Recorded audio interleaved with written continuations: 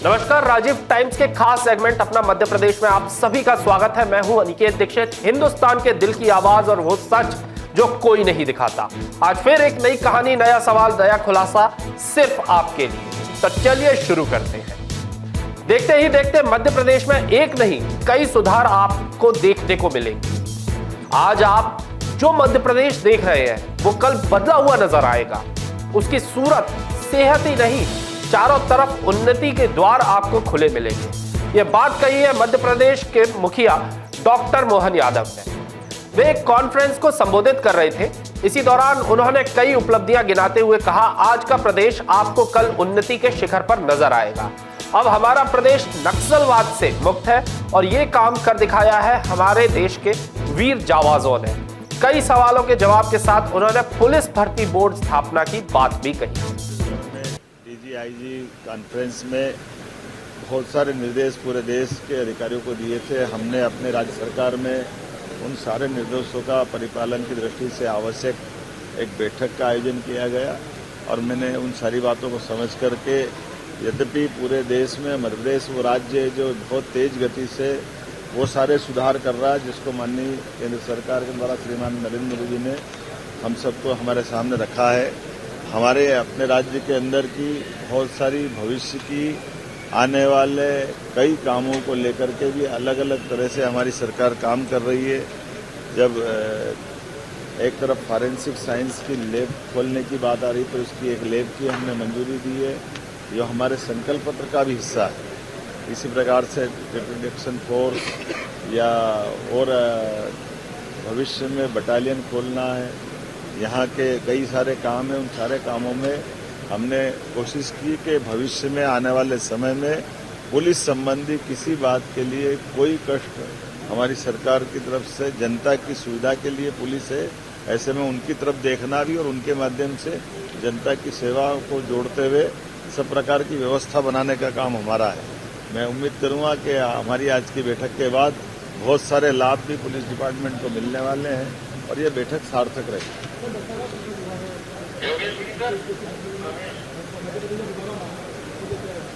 मुझे इस बात का संतोष भी है और गर्व भी है, हमारे पुलिस के जवानों ने अपनी शहादत देते हुए भी, ये बड़ी चुनौती थी माननीय गृह मंत्री जी, माननीय प्रधानमंत्री जी ने दी थी कि हम मार्च 26 तक और बाद में जनवरी 26 तक नक्सलवाद से, पूरे देश से नक्सलवाद का सफाया करें। हमें इस बात का संतोष भी और सुख भी है कि हमारे मध्य प्रदेश की पुलिस ने 11 दिसंबर को नक्सलवादियों को, लाल सलाम को आखिरी सलाम कर दिया है और हमने प्रबंधन किया भविष्य में विकास की सारी गतिविधि खड़ी करते हुए दोबारा वहाँ इस प्रकार की गतिविधि बढ़े नहीं, उस सब पे हमने कर।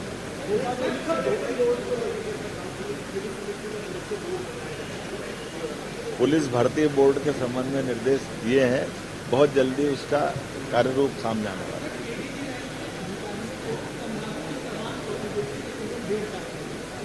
वो लगातार उसकी मॉनिटरिंग चल रही है, वो प्रेस का विषय नहीं है, वो व्यवस्था का काम है। मैं लगातार उनकी मॉनिटरिंग करता हूं और मुझे इस बात का संतोष है कि उससे कार्य में दक्षता आई।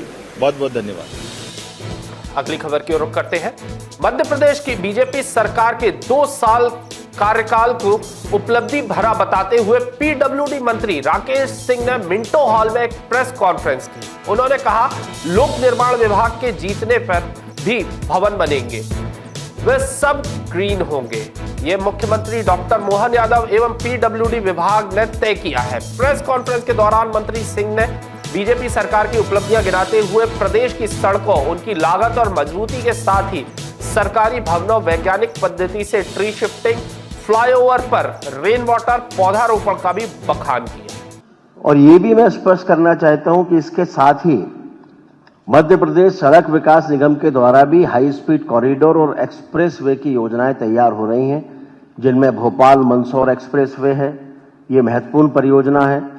ये एक्सप्रेसवे भोपाल को दिल्ली मुंबई इंडस्ट्रियल कॉरिडोर से सीधे तौर पर जोड़ेगा। ये जो नेटवर्क है, ये मध्य प्रदेश की अर्थव्यवस्था के लिए अत्यंत महत्वपूर्ण साबित होने वाला है। ये नए शहर, इंडस्ट्रियल एरिया, लॉजिस्टिक पार्क, इन सबके रास्ते खोलने वाला है, जो निश्चित रूप से निवेश और रोजगार दोनों को लेकर आएगा। मध्य प्रदेश में जो वर्तमान स्थिति है, इसमें लोक निर्माण विभाग के अंतर्गत लगभग 77,268 किलोमीटर सड़कों का नेटवर्क है। यहां मैं आपकी जानकारी में लाना चाहता हूं कि दरअसल पहली बार यह हुआ है कि जब हमने साइंटिफिक पद्धति से इनका सर्वे किया और सारी सड़कों की वास्तविक लंबाई निकाली है, ताकि इसके आधार पर भविष्य की योजनाएं भी हम तैयार कर सकें। इसमें लगभग 4 लेन सड़कें जो हैं 6,000 किलोमीटर हैं, 13,000 किलोमीटर डबल लेन है और बाकी के सिंगल इंटरमीडिएट लेन हैं, जिन्हें भविष्य की आवश्यकताओं के अनुसार हम जोड़ने वाले हैं। माननीय मुख्यमंत्री जी समय समय पर इन कार्यों की समीक्षा भी करते हैं और NHAI के साथ भी उच्च स्तरीय बैठकों में समीक्षा के माध्यम से अधिकतम लाभ मध्य प्रदेश को कैसे मिले, इसको सुनिश्चित करते हैं। पिछले 2 सालों में लोक निर्माण विभाग ने काफी तीव्रता से कार्य किया है नवाचारों के साथ, जिसमें केवल 24-25 में ही लगभग 10,000 किलोमीटर सड़कें 17,284 करोड़ रुपए की लागत से हमने बनाई हैं। साथ ही लगभग 6,627 करोड़ से 739 भवन भी बने हैं। जो हमने प्रेस नोट दिया उसमें प्रमुख उपलब्धियों में फ्लैगशिप प्रोजेक्ट जो हैं उनका उल्लेख दिया है। वर्तमान में प्रदेश भर में बड़े स्तर पर जो निर्माण कार्य हो रहे हैं उनमें एलिवेटेड और विशेष कॉरिडोर हैं, जिनकी कुल लागत लगभग 5,621 करोड़ रुपए है। इसकी भी डिटेल पूरी आपके साथ में दी हुई है, इसमें से आप देख सकते हैं। जैसा अभी कहा था कि एक्सप्रेस वे और हाई स्पीड कॉरिडोर्स, इनकी कनेक्टिविटी को मजबूत करने के लिए भी 6 लेन मार्गों का निर्माण तीव्र गति से हो रहा है, जिनकी लागत है 9,644 यानी लगभग 10,000 करोड़ रुपए, जिसमें उज्जैन जावरा एक्सप्रेस वे है। इसके बाद इंदौर उज्जैन 4 लेन मार्ग को भी 6 लेन में परिवर्तित करने जा रहे हैं। ये इसकी जानकारी भी आपको इसके साथ है। हम ADB और NDB के अंतर्गत भी परियोजनाएं ले रहे हैं। वो परियोजनाएं जो बड़े शहरों को छोटे शहरों से 2 लेन सड़कों के माध्यम से जोड़ेंगी। इनकी लागत लगभग 6,746 करोड़ रुपए है। राष्ट्रीय राजमार्गों का वैसे मैंने आपको जानकारी दी, इसके अलावा भी लगभग 989 किलोमीटर लंबाई के 55 राष्ट्रीय राजमार्ग इनके निर्माण कार्य हो रहे हैं, जिनकी लागत है 14,918 करोड़ रुपए। आप जानते ही हैं कि हमने NHAI के साथ 1 लाख करोड़ रुपए का MOU भी साइन किया है और जो MOU साइन हुआ है वो केवल कागजों पर नहीं है। उनमें से लगभग 28,000 करोड़ के कार्यों की स्वीकृति भी दे दी है। जिन कार्यों की स्वीकृति है उनकी सूची भी इसमें साथ में संलग्न है। इसमें आगरा ग्वालियर खंड से शुरू होकर जबलपुर दमोह तक आता है, तो ये पूरी सूची एक है। अगली खबर की ओर रुख करते हैं। नगरीय प्रशासन मंत्री कैलाश विजयवर्गीय ने कहा है, मध्य प्रदेश सरकार के नगरीय विकास एवं आवास विभाग ने शहरी जीवन को सुविधाजनक और बेहतर बनाने की दिशा में उल्लेखनीय उपलब्धियां हासिल की हैं। प्रधानमंत्री आवास योजना शहरी के तहत प्रदेश में अब तक 17 लाख से अधिक आवासों का निर्माण पूर्ण किया जा चुका है। योजना के प्रभावी क्रियान्वयन के लिए मध्य प्रदेश को देश में दूसरा स्थान प्राप्त हुआ है। इसके साथ ही उन्होंने साफ सफाई का महत्व बताते हुए कहा, स्वच्छ सर्वेक्षण 2024 में मध्य प्रदेश के 8 शहरों को राष्ट्रीय पुरस्कार प्राप्त हुआ है। वहीं इंदौर ने एक बार फिर देश का सबसे स्वच्छ शहर बनकर प्रदेश का मान बढ़ाया है। हमारा विभाग उस किसान से बात करेगा, उसको उचित मूल्य मिल जाए या उसको उस इंटीग्रेटेड कॉलोनी में पार्टनरशिप मिल जाए, शेयरिंग मिल जाए, इस दिशा में हम मध्यस्थ बनकर काम करेंगे। और इंटीग्रेटेड टाउनशिप पॉलिसी के अंतर्गत वहां सिर्फ अच्छा इंफ्रास्ट्रक्चर के साथ साथ अच्छी सर्विस जिसमें होटल आ गया, हॉस्पिटल आ गया, और अच्छा एक मार्केट सेंटर, ग्रोथ सेंटर, ये सब इंटीग्रेटेड टाउनशिप पॉलिसी का हिस्सा है। एमपी में हम 3T की दिशा में काम कर रहे हैं। पहला है टीओडी, ट्रांजिट ओरिएंटेड डेवलपमेंट, जिसे मैंने भी आपसे कहा कि मेट्रो ट्रेन जहां से निकलेगी वहां FAR बढ़ा दें और मिक्स लैंड यूज वहां पर करेंगे, जिससे जो ग्रोथ सेंटर बने।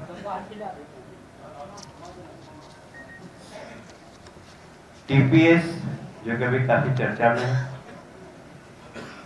और टाउन प्लानिंग स्कीम भी इस दिशा में हम लोग, उसमें भी शहर में इकोनॉमिक ग्रोथ को हम ध्यान रख के करेंगे। और विशेषकर TDR जो मध्य प्रदेश में अभी हमने लागू की है, और ये ट्रांसफरेबल डेवलपमेंट राइट्स, इसका मार्केट नहीं था, अब हमने उसका मार्केट बनाने की कोशिश की। हमने क्रेडाई वालों से बैठक की है। अब हमें कहते हुए गर्व है कि कल ही एक TDR इंदौर में 40 लाख रुपए में बिका है, और लेने वाला इतना प्रसन्न था कि बस अब धीरे धीरे TDR का मार्केट इंदौर में, भोपाल में जब अच्छा हो जाएगा तो हमें शहर के विकास में बहुत मदद मिलेगी। जैसे मास्टर प्लान की सड़कें, उदाहरण बताता हूँ। मास्टर प्लान की सड़कें हैं जो कोई 80 फीट की है, पता लगा कि पुराने शहर में, बहुत पुराना शहर है और सड़क अभी 40 फीट की है, 60 फीट की, 80 फीट हमें करना है, तो हम उस रहवासी से बात करके उसको TDR, वो TDR देंगे तो उसको उसकी उतनी ही, उससे ज्यादा कीमत मिल जाएगी जितना कि उसका मकान टूटेगा। और जब सड़क चौड़ी होती है तो उसकी कमर्शियल वैल्यू बढ़ जाती है मकान की। ये मैं अपने अनुभव से बताता हूँ। पता नहीं इंदौर में मिल एरिया कितने लोगों ने देखा, जरा कितने लोगों ने देखा, जरा हाथ खड़ा करें। अच्छा, आप लोगों ने देखा है। हमने, अच्छा आपने देखा है, मिल एरिया में बहुत छोटी छोटी सड़कें थी, और रात को शाम के 7 बजे बाद कोई भी पब्लिक ट्रांसपोर्ट उधर जाते ही नहीं। रिक्शा वाले मना कर देते थे, टेम्पो वाले मना कर देते थे, उधर नहीं जाना। आज इंदौर का सबसे बड़ा economic growth centre mill area है। जितनी सराफे में सोने चांदी की दुकान है उससे ज्यादा ही वहां होगी, जितने क्लास मार्केट में साड़ी की दुकान होगी उससे ज्यादा वहां होगी। पूरा एरिया कमर्शियल हो गया। तो जब ग्रोथ होती है, TOD, ट्रांजिट ओरिएंटेड डेवलपमेंट, ये इसका सबसे बड़ा उदाहरण है। आप दिल्ली में गए होंगे, जहां जहां से मेट्रो निकली है वहां पर आपने देखा होगा एकदम प्रॉपर्टी की कीमत कई गुना हो गई, मार्केट बन गए, मॉल्स बन गए। तो आज अर्बन एरिया एक अच्छा इकोनॉमिक ग्रोथ सेंटर बने, इस दिशा में हम लोग काम कर रहे हैं। और मुझे गर्व है कि काफी शहरों ने इस दिशा में, छोटे छोटे शहरों ने इस दिशा में काम करना प्रारंभ कर दिया। हुकमचंद मिल, आप सब जानते हैं कि 90 में मिलों का बंद होना चालू हुआ था, और बहुत आंदोलन हुए। मैं भी उस आंदोलन में शरीक हुआ। मैं भी, सरकार हमारी थी पटवा जी की उस वक्त, उसके बाद भी मैं मजदूरों के साथ था, क्योंकि वहीं से मैं MLA था। मेरे पिताजी खुद मिल में थे। हम लोग जब से लड़ाई लड़ रहे थे मिलों की, और मुझे कहते हुए गर्व है कि हमारी सरकार आई और हुकमचंद मिल के मजदूरों का हमने पूरा हिसाब करने का काम किया। अब वह जमीन पर हम सेंट्रल इंडिया की एक आइकॉन बिल्डिंग बनाएंगे। उसका हमने पूरा प्लानिंग कर लिया है और ऐसी बिल्डिंग बनेगी जो कि जिसमें व्यवसायिक क्षेत्र भी हो, रहवासी क्षेत्र भी हो। और फिर मैं आप इसको रिपीट कर रहा हूं कि हम ग्रीनरी से समझौता नहीं करेंगे। हरियाली वहां होना बहुत ज्यादा जरूरी है। मैंने आपको बता ही दिया, TDR पोर्टल हमारा खुल गया है। हम खुद क्रेडाई से और सबसे बात करके TDR का मार्केट बना रहे हैं। सिंहस्थ की हमारे तैयारियां बहुत अच्छी चल रही है। अभी तो 2-2.5 हजार करोड़ रुपए ही खर्च हुए, तो लगभग 20,000 करोड़ से ज़्यादा का खर्च होने की संभावना है। भारत सरकार से भी हम आग्रह करेंगे कि उसमें सहयोग प्रदान करें और उम्मीद है कि उज्जैन का सिंहस्थ भी बहुत सफल सिंहस्थ होगा। आप सब लोगों का सहयोग भी अपेक्षित है उसमें।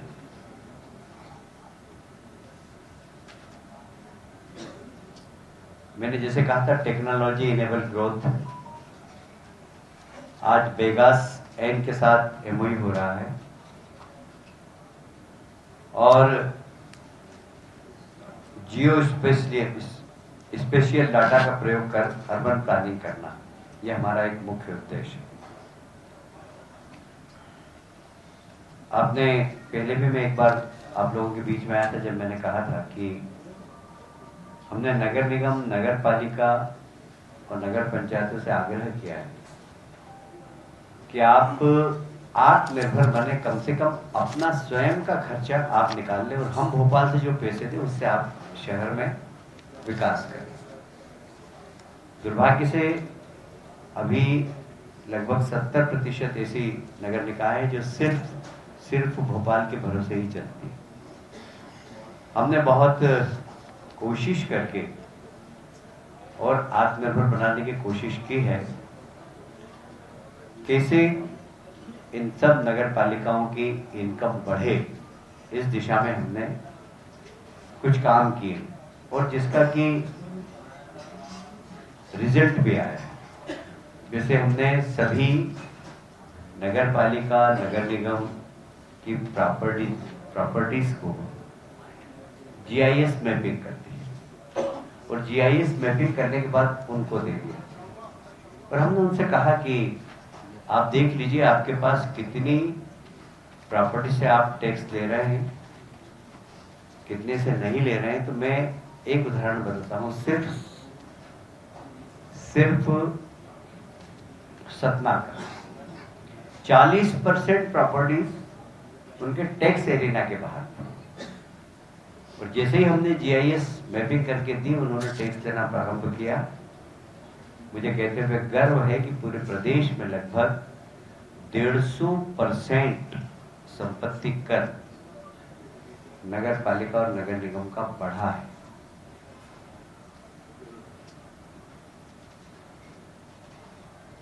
ये बहुत ज्यादा जरूरी था कि नगर पालिका, नगर निगम आत्मनिर्भर बने। हमने दूसरा उनका सबसे बड़ा खर्चा होता है बिजली के बिल। हमने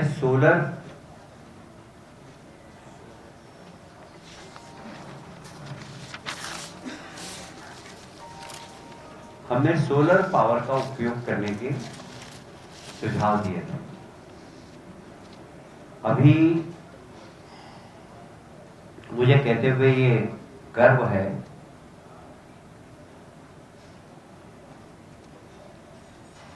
कि हम खुद लगभग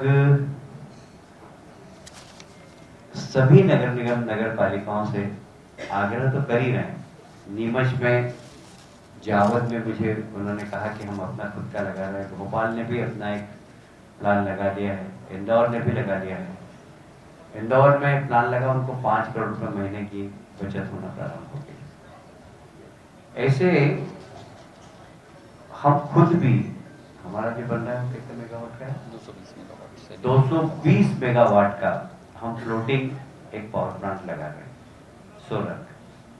उसमें लगभग 183, 283 नगर पालिका लिमिट 413। हम पूरी 413 जितनी भी नगर पालिका हैं उनको सोलर लाइट से जोड़ेंगे, जिससे एक बहुत बड़ा बिजली का खर्चा उनका कम होगा। नहीं, पूरे शहर को LT दोनों LT-ST दोनों कनेक्शन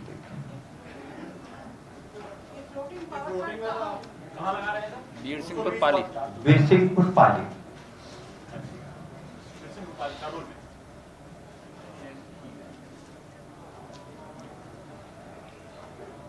हमारे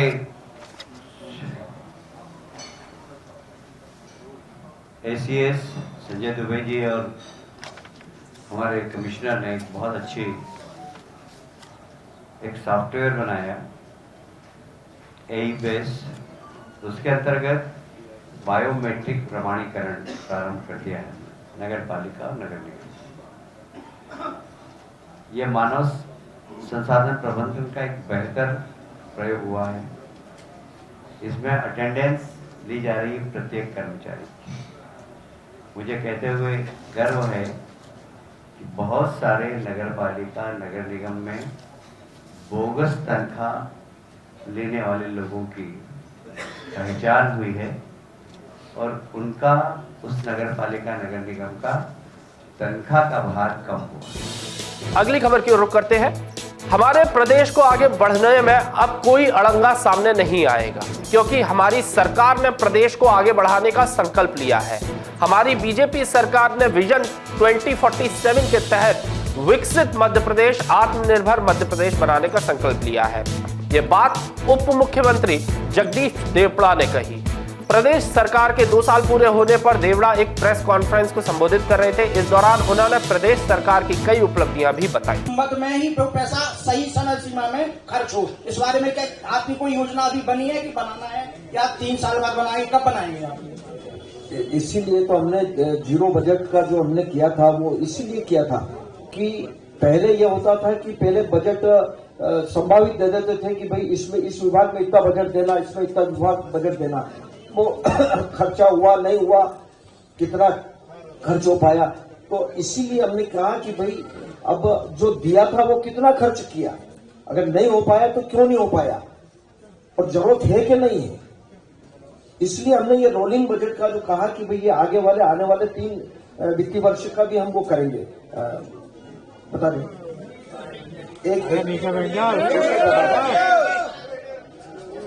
चाह रहा था कि जैसा पहले भी हमने जब बजट हम लाए थे उसके पहले जनता से सुझाव आमंत्रित किए थे और विशेषज्ञ बजट से जो विशेषज्ञ लोग हैं बजट बनाने वाले, ऐसे विशेषज्ञों को और प्रबुद्ध जनों को भी हमने बुलाए हैं। 22 तारीख को हमने प्रशासन एकेडमी में कार्यक्रम रखा है।